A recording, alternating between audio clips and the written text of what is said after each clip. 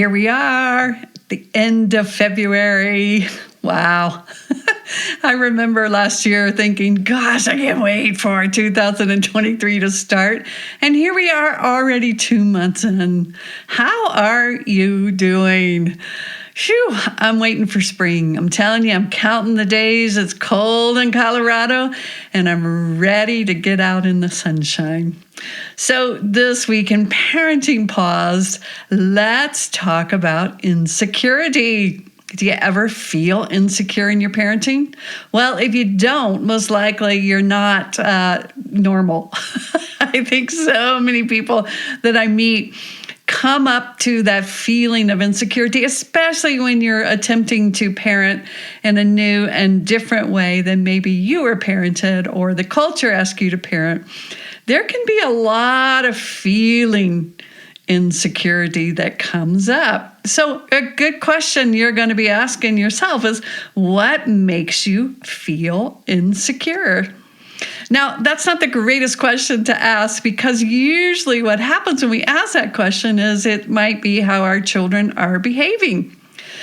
We often will say my insecurity is tied to my child's behavior, how my child is acting. And when we do that, you can imagine we are going to spend most of our time then trying to control that external, get it to be perfect, get it to match our idea of how we think it should look to take care of those feelings of insecurity. Now, in Pure Joy, we do it kind of backwards. We ask ourselves, well, why are we objecting to feeling insecure? Now, we detach it from that means that I am insecure. But my experience is anytime I'm trying something new or I'm tapping back into my deeper wisdom that goes a little bit against, let's say, the narrative of the other parenting models or of the world, insecurity arises. Of course I feel insecure because I feel kind of like a lone being out there, like pulling out of, like, what did they say, the salmon swimming upstream. I feel like I'm turning my head back, going back downstream to check out what was back there that I missed. So it can feel a little insecure when everybody else is floating upstream, especially these days with all of the advice, everything that we have, right? And social media is so strong, all kinds of things, Instagram, Facebook, TikTok, they're all telling us how to parent. And so it can feel really insecure when you step out of parenting the way that others parent. Now, let's talk about the futility of seeing that our child or thinking that our child is causing that insecurity, because that means that we're always going to be having to put our energy outside to try not to feel insecure. We're always going to be trying to control our children, control their behavior, to make sure that we don't feel that feeling. So, hey, let's just go ahead and feel it. Take a breath. Woo! Put your hand on your heart.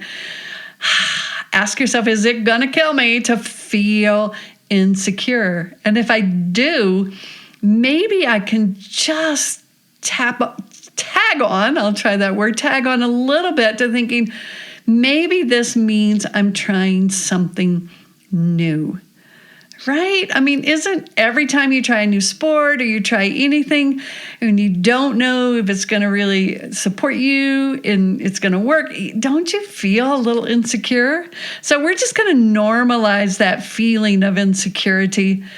Actually question, do we need to feel secure all the time, except inside, knowing that especially when when our children are acting out or when they're not acting the way we want, that we can find our security inside in knowing that we are doing something new. Right? It's a new way to look at it.